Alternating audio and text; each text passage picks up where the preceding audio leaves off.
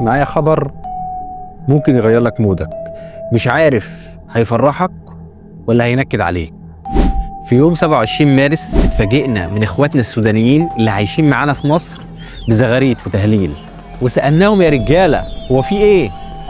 قالوا لنا الجيش السوداني حرر الخرطوم من ميليشيات الدعم السريع بتاعت حميدتي، وكده خلاص انتوا هتوحشونا واحنا هنرجع تاني السودان. بصراحة احنا كمصريين زعلنا، يعني هيبقى السوريين والسودانيين يعني خلاص مش هنلاقي من بعد السوريين حد يقول لنا تكرم عيونك خيي.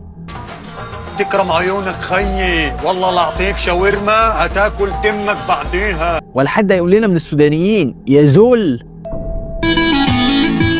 عشان ابليس في الجنة كان اخلي لك زولي. بجد احنا زعلنا، بس احنا لينا هنا وقفة. سؤال بيطرح نفسه، يا جماعة هو كده الموضوع بتاع السودان انتهى وبح والسودانيين هيوحشونا وكده خلاص الجيش السوداني كسر ميليشيات حميدتي، ولا الحوار لسه ما انتهاش؟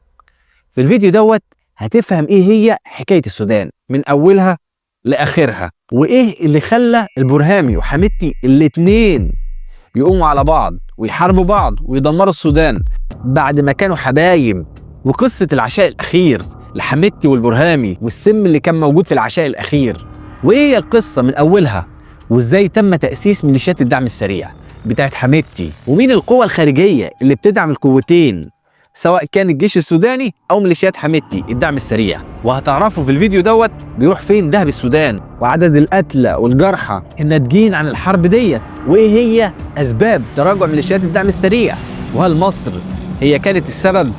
لان اللي انت ما تعرفوش ان الطيران المصري ضرب ميليشيات الدعم السريع ومصر ما اعلنتش. ده احنا عرفنا من حميدتي لما طلع في بيان على التلفزيون يعيط ويقول الطيران المصري ضربني.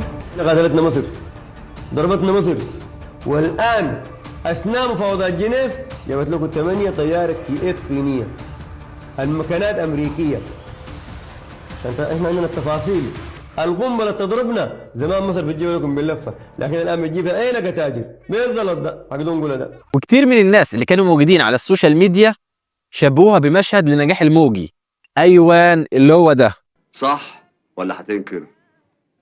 قلت له صح بس هنكر.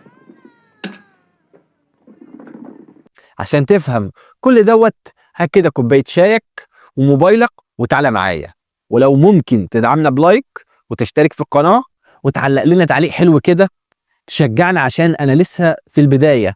ربنا يكرم وينجح كل اللي يدعمني في البدايه.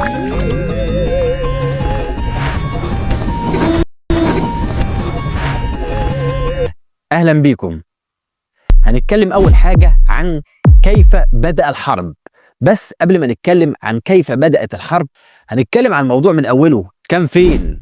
بص يا صاحبي، السودان حصل فيها ثورة زي أي بلد عربي، نتج عنها خلع البشير اللي هو الرئيس السوداني في 2019 وتكوين مجلس من عسكريين ومدنيين عشان يديروا البلد، وحصل اتفاق عشان تسليم السلطة للمدنيين، وقعد البرهامي مع حميدتي في أوائل شهر إبريل 2023 بوساطة دولية كبيرة زي أمريكا وإنجلترا والسعودية، واتفقوا كالتالي: دمج قوات الدعم السريع في الجيش السوداني وتسليم السلطة للمدنيين.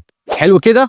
هتقولي حلو، اقول لك لا مش حلو، لان قائد ميليشيات الدعم السريع الفريق محمد حمدان دجلو المشهور بحميدتي فضل يماطل ومرضيش، وشاف ان البرهامي اللي هو الرئيس الجيش السوداني عايز يخلص عليه عشان هو اللي ينط على السلطة لوحده، لغاية ما حميدتي بص للدول الوسيطة في الاتفاق وقال لهم على فكرة مش أنا السبب، أنا ما بديتش في عرقلة الاتفاق، أنا مستعد أدمج قوات الدعم السريع مع الجيش السوداني، بس بشرط القوات بتاعتي هتاخد رتب في الجيش اللي أنا أنقيها. سمع بكده مين؟ البرهامي. قال في نفسه من يا ناقص. ورصدت بعض الكاميرات صور ليهم الاتنين في تجمع في عشاء في بيت احد القادة الكبار عشان يوصلوا لحل انهم الاتنين يستولوا على السلطة وابو ام المدنيين اللي موجودين ويقسموها سوا ابو قسم.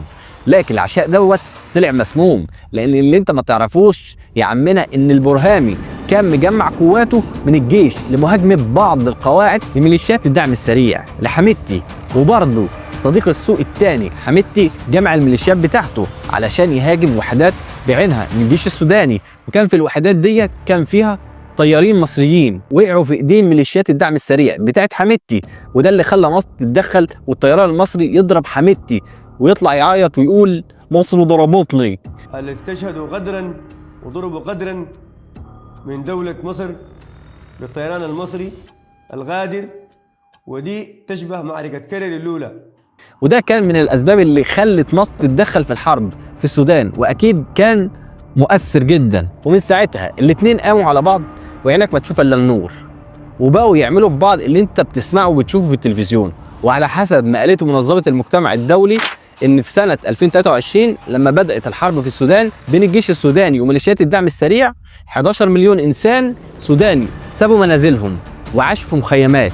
وفي حلول سنة 2024 3 مليون سوداني راحوا كلاجئين للدول المجاورة، واللي منها مصر وتشاد جنوب السودان وجنوب افريقيا. ومنظمة المجتمع الدولي شكرت مصر وقالت ان مصر اتحملت اعباء بالنيابة عن منظمة المجتمع الدولي، ومن اكتر الدول اللي استقبلت الوافدين السودانيين. هسيب لكم التقرير بتاع الامم المتحدة في الوصف لغاية ما جينا سنة 2025 دلوقتي. وبقى في مناطق في السودان تعرضت لمجاعات زي جنوب دارفور، واللي بلغ عدد القتلى من الحروب مئات الآلاف، ومن المجاعات أعداد أكتر من اللي قتلتهم الحرب. إحصائيات عدد القتلى والجرحى اللي موجودين في السودان بتخلينا نسأل نفسنا سؤال واحد: هل في قوة خارجية بتدعم الطرفين ومصلحتها تدمير السودان؟ أكيد هو فيه بالفعل، وأكيد في أي بلد لما بيحصل خراب من جوه بيبقى في دعم جاي من بره. خلينا نمسك كل طرف ونقول القوة بتاعته بيستمد قوته منين. أول حاجة نبدأ بالدعم السريع وقائدها حميدتي. من الدول الخارجية الداعمة لميليشيات الدعم السريع خد عندك الإمارات، ليبيا. رصدت بعض المصادر في تعاون عسكري بين خليفة حفتر رئيس الجيش الليبي وقائد ميليشيات الدعم السريع حميدتي. وروسيا. هتقول لي كل الدول ديت بتدعم ميليشيات مسلحة في السودان ليه؟ ده بقى إجابتها فين دهب السودان. الميليشيات المسلحة بتاعت حميدتي بتسيطر على مناطق في السودان هي اللي فيها الدهب السوداني، زي جبل عامر اللي مسيطر عليه من 2017، ومناجم الدهب في دارفور، ومناجم في جنوب دارفور. يعني ميليشيات الدعم السريع هي المتحكمة في الدهب السوداني كله، وده اللي بيخلي دولة زي الإمارات بتتعاون وبتديها أسلحة وفلوس مقابل الدهب بتاع السودان. وروسيا برضو دخلت على الخط لأنها برضو طمعانة في الدهب بتاع السودان، وده اللي خلى روسيا تعمل اتفاقات مع ميليشيات الدعم السريع وتديهم أسلحة، لدرجة إن هي دخلت قوات فاغنر الروسية في السودان عشان تدعم ميليشيات الدعم السريع ضد الجيش السوداني، بالإضافة للملتزقة اللي كانوا بيحاربوا في ميليشيات الدعم السريع اللي كانوا من ليبيا ومن جنوب أفريقيا ومن تشاد. وده اللي خلت قوات الدعم السريع في فترة صغيرة تسيطر على أغلب السودان وتسيطر على العاصمة والقصر الرئاسي. ويطلع لنا حميدتي من العبيطة يقول لقواته امشوا متواضعين في الأرض بعد ما قتلوا واغتصبوا حرائر السودان ونهبوا البيوت. ومثال على كده واحد صاحبي سوداني اسمه أبو بكر عايش في مصر بسبب الحرب، بعت لي الصور بتاع بيته وبيقول لي ده بيتي، الدعم السريع نهبوه. وده كلامه زي ما انتم شايفين، بيقول لي مفيش بيت في الخرطوم سلم من النهب والدمار من ميليشيات الدعم السريع. سألت صاحبي قلت له يا صاحبي هو ايه الحفر اللي موجود في الشارع دوت؟ قال لي ميليشيات الدعم السريع حتى الشوارع ما سابتهاش، كانت بتحفر عشان تطلع الكابلات وتسرقها. انتوا متخيلين؟ ونرجع تاني للمرار الطافح اللي كنا بنقوله ده كله بقى يا عمنا أهل ميليشيات الدعم السريع للسيطرة على السودان كلها، وكانت متقدمة على الجيش تقدم رهيب، كانت عمالة تطلع طلوع صاروخي لغاية ما بقى عدد قوات الدعم السريع أكتر من 100,000 مقاتل، وده جيش مش مجرد ميليشيات. لدرجة إنها سيطرت في 2023 على إقليم دارفور وولاية الجزيرة اللي لها أهمية كبيرة اقتصادية وأجزاء واسعة من الخرطوم. وفضلت الدنيا حلوة مع ميليشيات الدعم السريع 2023 و2024 لغاية ما جت سنة 2025. في سنة 2025 حصلت المعجزة.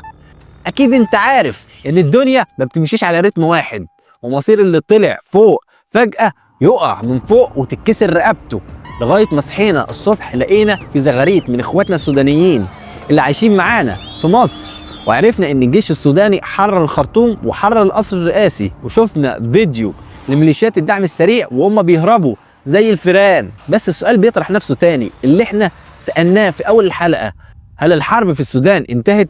واخواتنا السودانيين هيرجعوا تاني للسودان وهيوحشونا؟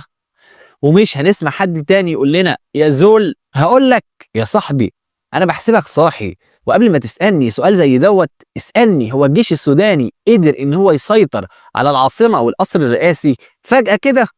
ايه القوة او مين اللي سنده وخلاه يقدر يعمل كده بعد ما كان مسحول في سنة 2023 و2024؟ بصوا، بيرجع السبب الوحيد للتفوق الجيش السوداني على ميليشيات الدعم السريع هو الاتفاقية اللي أبرمها الجيش السوداني مع روسيا، مقابل إنها تدعم الجيش السوداني بالأسلحة، مقابل إن لو الجيش السوداني انتصر في الحرب هيكون حصة روسيا من الذهب السوداني محفوظة. وروسيا فرحت من كده لأنها مع الطرفين، لو الميليشيات المسلحة بتاعت حميدتي كسبت فحصتها من الذهب محفوظة، ولو الجيش السوداني انتصر على الميليشيات بتاعت حميدتي برضه حصتها من الذهب السوداني محفوظة، لأن روسيا في الأول وفي الآخر مشغولة مع أوكرانيا هناك، فمش فاضية إنها تدخل قوتها عشان تنهب حاجة زي كده. في عملاء ليها يقدروا يسلكوا لها اللي هي عايزاه ويوصلوا ذهب السودان لغاية عندها تحت رجليها، وده اللي خلى الجيش السوداني ياخد دعم كبير بالإضافة للدعم المصري اللي أعلنت مصر من أول يوم وقوفها مع الجيش السوداني واستقبال مصر لملايين اللاجئين السودانيين اللي الأمم المتحدة شكرت مصر على اللي عملته مع اللاجئين السودانيين. والسؤال اللي انت سألته في الأول، هل إخواتنا السودانيين هيرجعوا تاني السودان وهيوحشونا ومش هنلاقي حد يقول لنا يا زول تاني؟ بص هقول لك الحرب في السودان أوشكت على الخلاص، لأن حميدتي أصلا مش موجود في السودان. في مصادر بتقول إن هو هرب من السودان، والقوات بتاعته اللي موجودة في السودان في شوية أقاليم محاصرة من الجيش السوداني، يعني هي شهور وإخواتنا السودانيين هيرجعوا لبلدهم تاني معززين مكرمين، والحرب الملعونة ديت هتنتهي. نتمنى لأهلنا في السودان الاستقرار. وشكرا، الفيديو ده ساعدني فيه صاحبي واخويا من السودان ابو بكر. اتمنى ان انا اكون جاوبت على اسئلتكم وفهمتوا ايه اللي بيدور في السودان. اتمنى ان انتوا تشتركوا في القناة وتدعمونا بلايك. شكرا ليكم، واستنوا فيديوهاتنا كل اسبوع.